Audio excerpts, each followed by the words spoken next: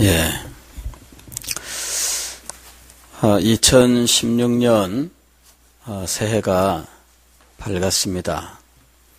우리는 보통 이렇게 어떤 중요한 마디가 되는 순간에는 새로운 결심을 하고 이전과는 전혀 다른 삶을 살기를 소망합니다. 혹은 이전의 우리의 삶의 모습과는 전혀 다른 새로운 삶의 모습이 우리에게 펼쳐졌으면 하는 소망을 간직하게 됩니다. 이전에 참 힘들고 어려운 삶을 살았다면 앞으로는 이런 힘들고 어려운 삶을 다 청산하고 이제부터는 좀 달라졌으면 좋겠다. 이전에 내가 계획했던 것들을 달성하지 못했다면 새해에는 이런 목표를 달성하는 한 해가 되었으면 좋겠다. 그런 소망을 늘 간직합니다. 우리가 2016년을 맞이하면서 이 첫 시간에 우리 또한 이와 같은 소망을 아마도 모두 간직하고 있는 줄로 생각합니다. 더구나 위기의 순간, 정말 힘들고 어려운 순간이 찾아오면 더욱더 새로운 삶을 소망하는 것은 당연한 것이죠. 예전에 제가 여러 해 전에 이 하프타임이라고 하는 책을 읽은 적이 있습니다. 밥 버포드라고 하는 사람이 쓴 책인데 이 사람은 미국의 케이블 방송국 채널을 여러 개를 가지고 있는 정말 큰 부자이면서 또 이런 미디어 계통에서 아주 큰 인물이었습니다. 그리고 그 가정은 얼마나 화목하고 또 기쁜 즐거움만 있는 가정이었는지 그 집안에 아들이 하나 있었는데 이 아들이 누가 봐도 정말 똑똑하고 정말 사랑스럽고 또 정말 전도가 유망한 청년이었습니다. 그리고 이 사람에게 있어서 이 아들이 정말 큰 기쁨이 되고 어디에다가도 내놓을 수 있는 자랑스러운 아들이었습니다. 그런데 어느 날 이 아들이 여행을 떠났는데 뜻밖에도 믿을 수 없는 소식이 전해진 거예요. 이 아들이 사고로 죽었다 하는 소식이 전해진 거죠. 정신없이 달려가서 어떻게 장례를 치르고 어떻게 지내왔는지 모든 일들이 다 끝나고 난 다음에 이 사람은 깊은 시르에 빠집니다. 세상에 어쩌면 이런 큰 비극이 찾아오는지 그리고 사랑하는 아들을 생각할 때 그 아들 그렇게 하나님 사랑하고 하나님 나라를 위해서 애쓰던 그 아들 누구에게도 기쁨이 되고 즐거움을 전해주던 그 아들이 하나님 품에 갔다는 이것을 믿을 수가 없었죠. 얼마나 고통스러운 나날이 계속되었는지. 그런데 어느 날 이 밥 버포드라고 하는 사람이 새로운 삶을 살게 된 거예요. 그런 깊은 절망, 그런 낙심, 좌절, 인생의 가장 큰 위기 속에서 그는 새로운 삶을 살아갈 수 있게 되었던 것이죠. 그런 위기 속에서 그는 자기의 삶을 돌아보고 자기의 삶을 점검할 수 있는 기회를 가지게 된 거예요. 그러면서 이제부터 나는 새로운 삶의 원리를 가지고 새로운 목표를 가지고 삶을 살아야 되겠다라고 생각을 합니다. 그래서 그가 새로운 삶의 목표를 어디에 두었느냐 하면 하나님의 뜻을 이루는 삶을 살아가자. 이렇게 새로운 삶의 원리와 목표를 세웠던 거예요. 이전에는 이 사람은 기업의 CEO로서 늘 비전을 제시하고 목표를 설정하고 이것을 사람들에게 교육시키고 훈련시키면서 성공과 출세를 향해서 나아가게 만들던 사람이었어요. 그리고 자기도 그런 삶을 살아온 사람이었죠. 그러나 이제 나는 이후의 삶은 지금까지 살아왔었던 이런 삶의 원리 그리고 이런 삶의 목적들과는 전혀 다른 삶을 살아가야 되겠다. 결심을 하는 겁니다. 그래서 이제 방송국을 경영하던 자기의 삶을 청산하고 이제부터는 복음을 증거하고 어려운 사람들을 돕는 일을 위해서 살아가야 되겠다. 그 다음부터는 완전히 지금과는 정반대의 삶을 살아가게 된 거예요. 그리고 이 사람이 자기의 삶을 돌아보니까 마치 축구 경기 전반전과 후반전 사이에 있는 하프타임을 거쳐온 삶과 같더라 하는 사실을 깨닫게 되고 그 제목으로 책을 쓰게 된 겁니다. 하프타임은 무엇이냐면 축구 경기에서 전반전 경기를 하고 잠시 쉬는 시간입니다. 그 쉬는 시간에 전반전에 자기들의 경기를 되돌아보고 잘했던 점, 부족했던 점 모든 것들을 반성하고 후반전은 새로운 마음과 새로운 전술로서 새로운 경기를 해야 되겠다. 이렇게 작전을 짜는 시간이 하프타임입니다. 우리의 인생에 이런 하프타임이 있어야 되겠다 하는 것이 이 사람의 책의 내용입니다. 저도 그 책을 읽고 나서 인생의 하프타임을 맞이할 수 있다면 참 좋겠다 그런 생각을 했어요. 이제까지 내가 살던 그 삶, 이것이 이 세상에서의 성공과 출세, 내 꿈과 야망 이런 것들을 추구하던 삶이었다면 이제부터는 하나님을 바라보며 하나님을 의지하면서 하나님의 뜻을 이루는 삶을 살아야 되겠다. 그런 이 하프타임을 가질 수 있다면 그 사람의 인생은 얼마나 아름답고 가치 있는 삶이 될지.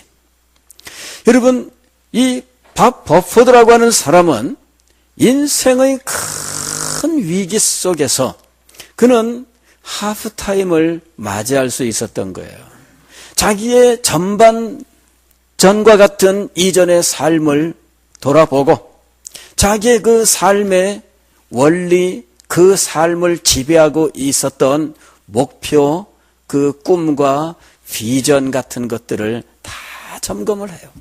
그리고 나서 이제부터 나의 인생 후반전은 남아있는 생애는 이전과는 전혀 다른 삶의 원리를 가지고 살아가야 되겠다. 그는 인생에 찾아온 이 위기, 좌절과 절망과 그 큰 슬픔을 마침내 이겨낼 수가 있었습니다. 그리고 그는 그 이후의 삶을 통해서 인생의 새로운 소망을 얻고 기쁨과 즐거움과 보람을 얻게 되었던 것입니다. 그래서 어느 누구에게든지 인생의 후반전을 새롭게 시작하십시오. 그렇게 권할 수 있는 자리에 나가게 되었던 것입니다. 오늘 우리가 사도행전 6장에 있는 말씀을 읽었습니다. 여기도 새롭게 출발하는 교회의 모습이 등장하고 있습니다. 초대교회 오순절 성령 강림 이후에 얼마나 놀라운 은혜와 능력이 하늘로부터 임했는지, 성령께서 이 몇 명의 제자들과 성도들 가운데 임하셨고 성령께서 이들 가운데 역사하시면서 이들이 말씀을 전할 때마다 수없이 많은 사람들이 그 말씀을 듣고 가슴이 찔리고 주님 앞에 돌아오는 은혜가 임하게 되었는데 얼마나 많은 사람들이 이 초대교회에 불어나게 되었는지 모릅니다. 수많은 영혼들이 하나님 앞에 돌아오고 수많은 헌신자들이 나타나게 되었습니다. 그리고 이 헌신자들의 헌신을 통해서 온 교회가 얼마나 신나는 교회로 지내게 되었는지, 사도들도 이 교회에서 사역하는 것이 기쁘고 즐겁고 날마다 교회에 나가서 섬김의 삶을 살았습니다. 그런데 이 교회에 위기가 찾아오게 되었습니다. 처음에는 작은 일이었죠. 그러나 이것이 나중에는 불만으로 폭발을 하게 되었습니다. 헬라파 유대인 가운데 히브리파 유대인들에 대한 원망이 일어나게 된 거예요. 왜 다 같이 구제하고 도와주는데 히브리파 과부들을 더 후대하는가? 왜 헬라파 과부들은 박대하는가? 하는 불만이 일어난 거예요. 그러니 이 교회가 지금 히브리파, 헬라파 둘로 나뉘어질 수 있는 상황이 된 거죠. 교회가 분열할 수 있는 두 개의 파가 존재하는 상황이 된 거예요. 실제로 그런 일들이 있었는지는 모릅니다. 사도들이 직접 이 일을 주관하고 있었던 것을 볼 때 그런 가능성은 거의 없다고 보이지만, 그러나 사도들의 눈을 피해서 그런 일들이 일어날 수는 있다고는 생각을 해요. 그래서 그 일이 실제로 얼만큼 진행된 일이었는지는 우리가 확신할 수 없지만, 그러나 저는 이것이 광범위하게 이루어진 일이라기보다는 아마도 이 작은 부분에서 아마 그러한 오해가 발생할 수는 있었겠다라고 생각은 합니다. 그런데 그 작은 오해가 교회를 흔드는 큰 문제가 될 수 있었던 거죠. 자, 이런 큰 위기를 앞에 놓고 사도들은 문제를 어떻게 진단을 했으며 어떻게 처방을 했느냐 하는 겁니다. 오늘 여기 2절 말씀을 보면은 사도들의 문제 진단이 등장합니다. 12사도가 모든 제자를 불러 이르되 우리가 하나님의 말씀을 제쳐놓고 접대를 일삼는 것이 마땅하지 아니하니.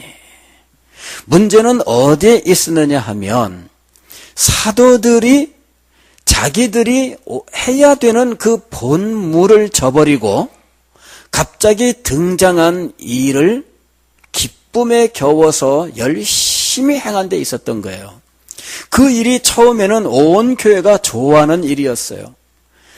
재산을 교회에다가 바친 사람들이 있었고 이 헌물을 가지고 가난한 사람들을 돕는 일이 일어났는데 그 일이 얼마나 온 교회 성도들의 지지를 받고, 그래서 너도 나도 재산을 갖다 바치면서 이 일이 교회에 아주 많은 사람들에게 도움을 주는 놀라운 역사가 일어나게 되었는데 얼마나 기쁘고 얼마나 즐거운 일이었는지 몰라요. 날마다 교회에 나와서 밥을 하고 이 밥을 가난한 사람들과 함께 나누고 이러는 일들 얼마나 신납니까? 그런데 그 좋은 일에 문제가 있었다는 거죠. 사도들이 말씀을 제쳐놓고 그랬습니다. 말씀을 제쳐놓고 사도들이 말씀을 신경을 안 썼다 그렇게 말할 수는 없습니다. 다만 예전과 같지 않았다라고 생각을 하셔야 됩니다. 왜? 날마다 아침, 점심, 저녁으로 밥해서 사람들을 대접하는 일에 힘을 쓰다 보면 언제 말씀을 연구할 것이며 언제 기도하겠어요? 그런 시간들도 이제는 쪼개서 바쁜 가운데 해야 되는 상황이 되는 거죠. 그래서 사도들이 문제를 진단한 거예요. 우리가 마땅히 해야 되는 본물을 저버렸다 하는 것이죠. 말씀을 제쳐놓고 말씀을 전하지 않은 것도 아니고 가르치지 않은 것도 아니에요. 할 일은 다 했습니다. 그러나 사실은 그 할 일이라고 하는 것은 빙산의 일각입니다. 설교하면은 예배 시간에 30분 설교하면 그것은 빙산의 일각입니다. 그 30분 설교 그 밑에 물속에 잠겨있는 그 엄청난 이 말씀 연구와 기도가 있어야 된다는 거죠. 그런데 이 눈밖에 드러난 이 부분은 남아있었지만 이 속에 있는 잠겨있는 이 부분은 점점 작아진 거예요. 누구도 이것을 알지 못합니다. 왜? 겉에 드러나 있는 문제들은 그냥 예전과 동일하게 진행되고 있기 때문이에요. 예배 시간과 말씀 선포와 또 교육과 모든 일들은 똑같이 진행되고 있었던 거예요. 그러나 그 일을 준비하는 과정에서 점점 준비가 적어지고 축소가 되면서 사람들 눈에는 드러나지 않지만 이 속에 가려져 있는 부분은 지극히 작은 상태로 변해버리고 말았던 거예요. 사도들이 문제를 진단하면서 겉으로 드러난 부분은 변화가 없지만 그러나 속에서 문제가 이미 발생하고 있었다. 어떻게 해야 할 것인가?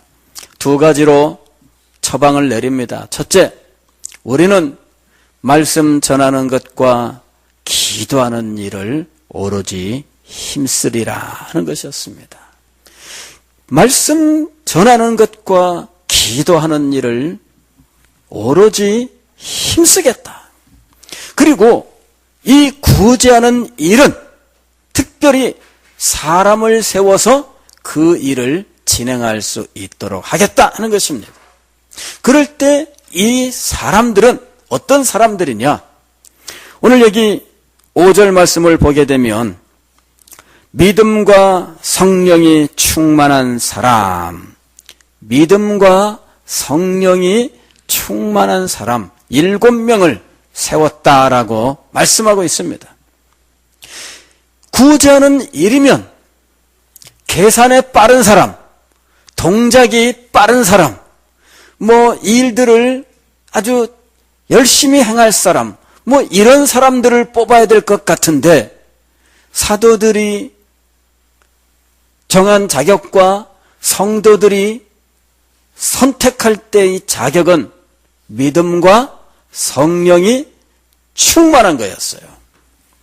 물론 이런저런 재능이나 혹은 실력들이 있어야 하는 것은 분명하지요. 그러나 믿음이 없고 성령이 충만하지 못한다면 하나님의 일은 바로 감당할 수 없는 거예요. 비록 똑똑한 사람이라도 믿음이 충만하지 않고 성령이 충만하지 않다면 하나님의 일을 감당하는 데에는 부족하다는 거죠. 비록 그 사람이 재능이 있고 그 일에 탁월한 실력이 있다 할지라도 믿음이 없고 성령이 충만하지 못하다면 그 하나님의 일을 감당하면은 부족할 수밖에 없다는 거예요. 이런 원리들을 사도들이 바르게 처방을 내렸습니다. 다시 말씀을 드리면 이것은 기본으로 돌아가자 하는 것이었어요. 기본으로 돌아가자. 교회가 무엇입니까? 교회는 하나님의 말씀을 가르치고 선포하는 곳입니다. 그리고 이런 하나님의 말씀의 가르침과 선포 속에서 영혼들이 새롭게 변화되고 새 생명을 얻게 되는 놀라운 역사가 일어나야 됩니다. 그리고 하나님 앞에 헌신된 이 영혼들이 공동체를 이루어서 하나님을 경배하며 하나님을 섬기는 자리에 나가야 하는 것입니다. 그래서 이런 교회를 온전히 이루기 위하여 기본으로 돌아가자. 우리가 왜 문제가 생겼었느냐? 이 기본을 저버렸기 때문이다 하는 것이죠. 그래서 사도들은 초대교회 그 흥왕하던 상태에 찾아온 이 뜻밖의 위기 속에서 자신들의 사역과 교회의 삶을 새롭게 반성하고 원리를 새롭게 세우는 기회를 가지게 되었던 것입니다. 이것이 바로 하프타임이에요. 점검하고 어디가 잘못됐는지를 확인하고 그것을 고치기 위한 처방을 제대로 내리고 그리고 그 일을 새롭게 진행해 나간 겁니다.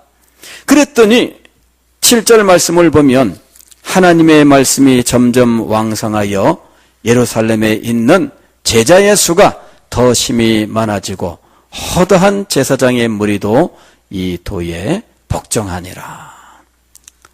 제자의 하나님의 말씀이 흥왕하였고 제자의 수가 더 많아졌는데 이번에는 엄청난 사건이 벌어졌어요. 허다한 제사장의 무리도 이 도에 복종하니라. 저는 2016년 목회 계획을 세우면서 2016년에는 어떻게 해야 할까 고민이 많았습니다. 우리 교회를 보면 사실은 우리 사회의 위기라고 하는 것이 그대로 우리 교회에 나타나 있지 않습니까?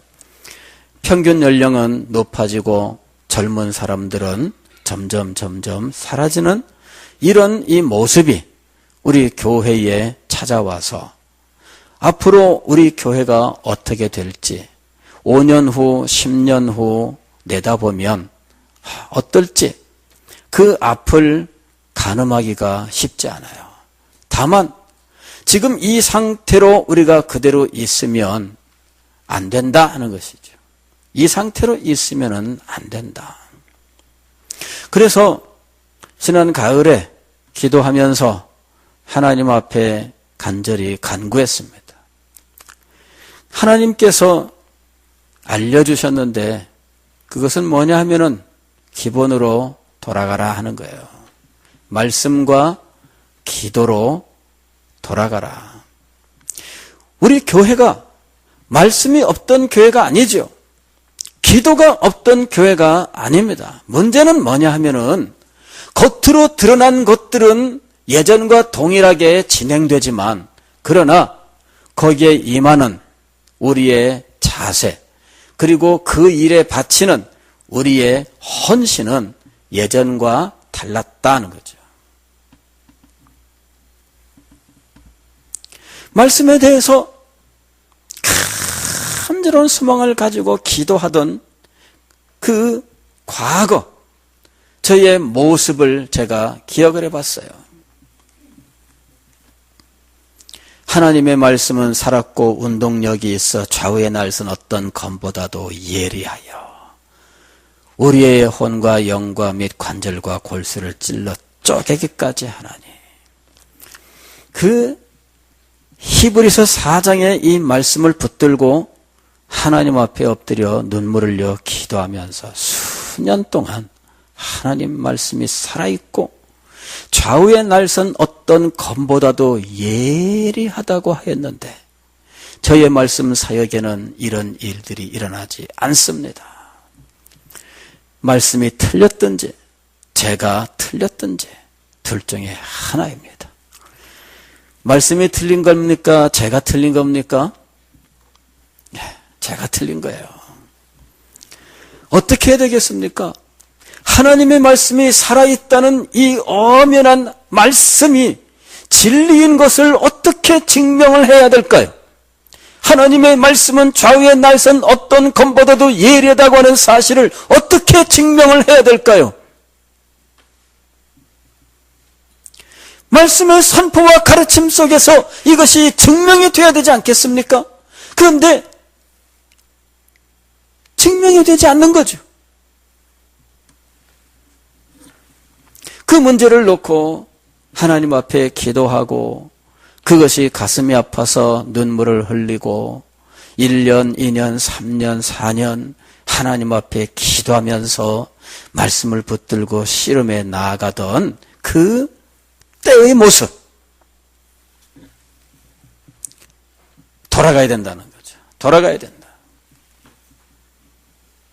하나님 앞에 기도하면서 기도하는 것은 무엇이든지 들어주겠다 하나님께서 약속하셨는데 그 약속을 받던 그때로 돌아가야 된다는 것입니다.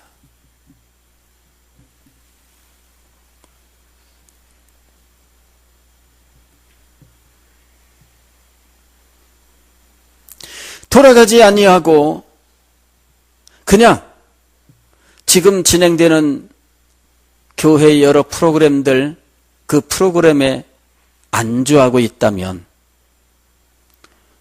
우리는 소망이 없다 하는 것이었습니다. 그래서 2016년은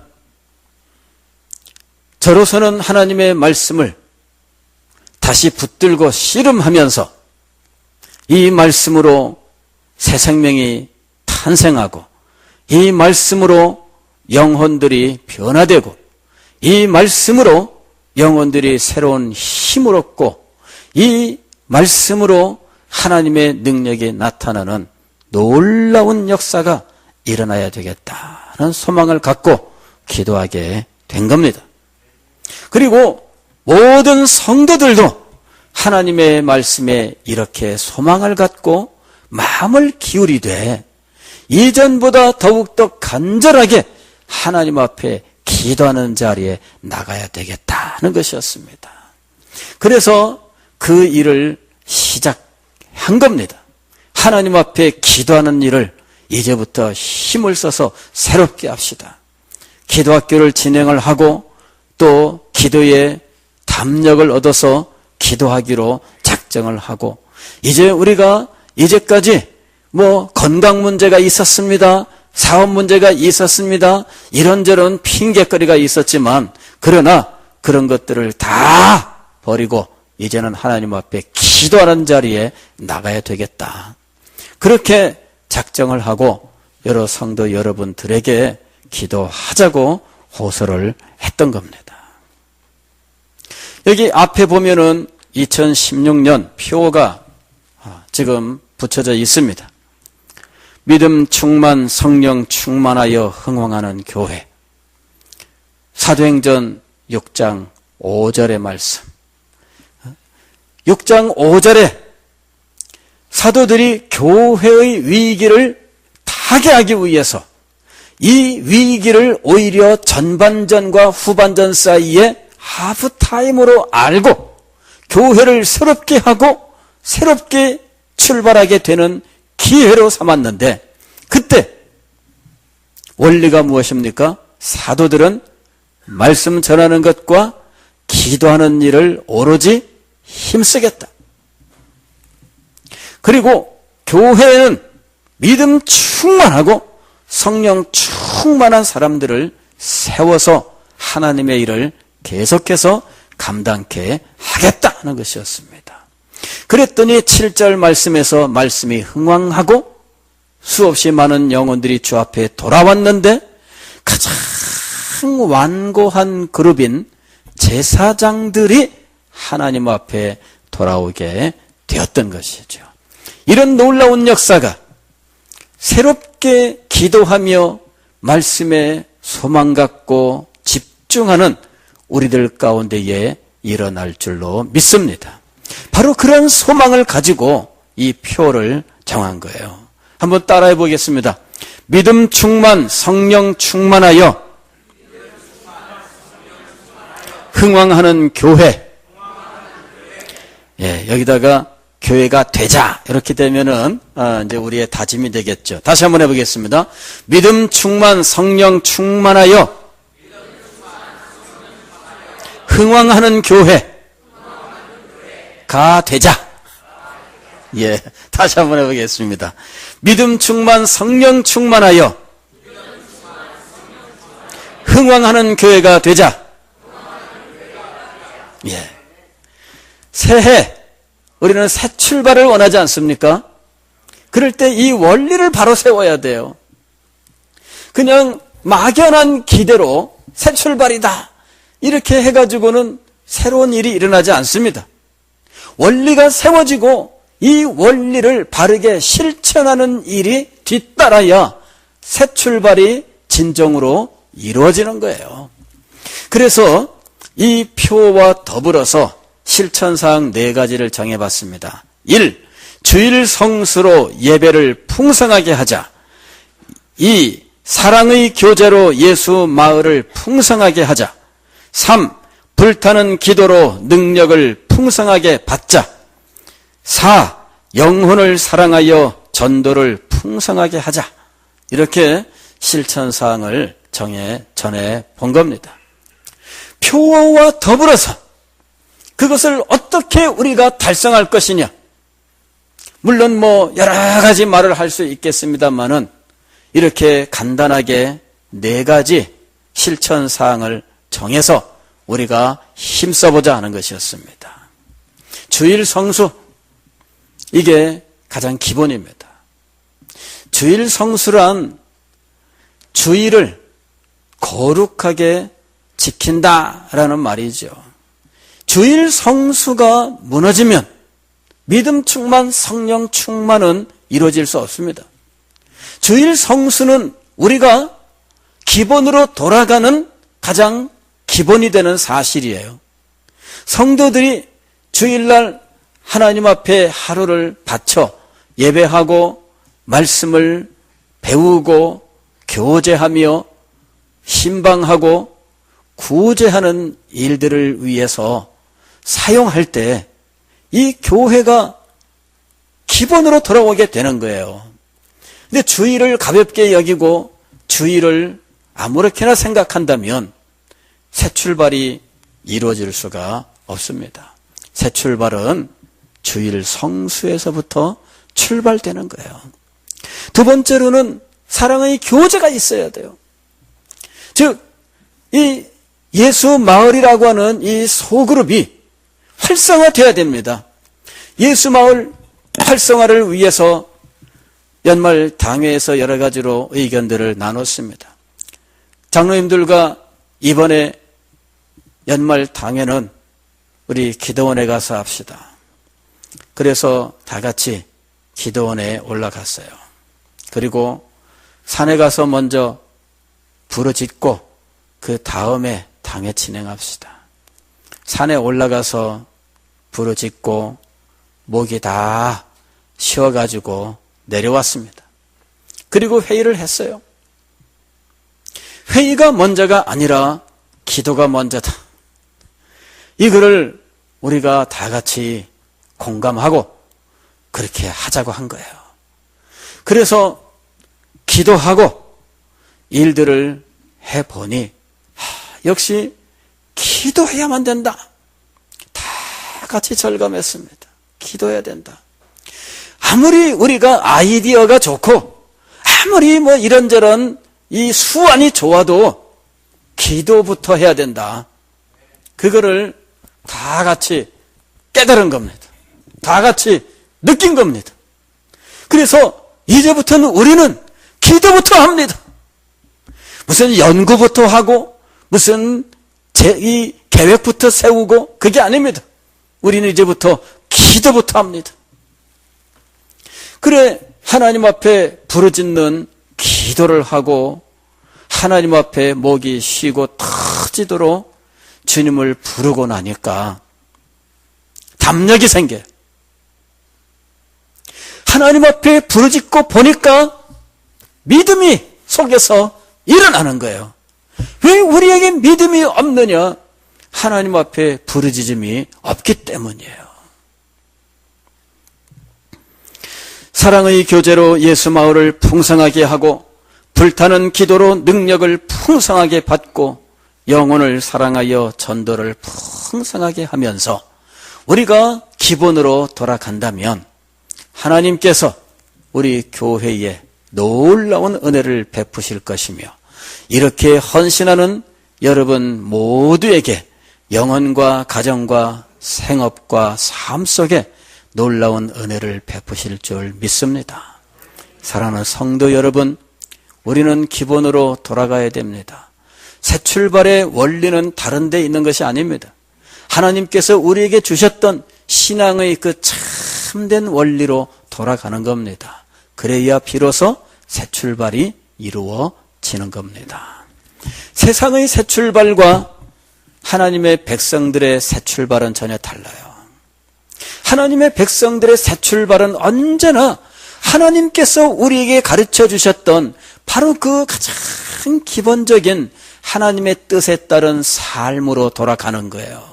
그 삶으로 돌아가야 비로소 하나님의 은혜가 우리에게 다시금 회복되고 놀라운 능력이 우리 가운데 임하게 되는 것입니다.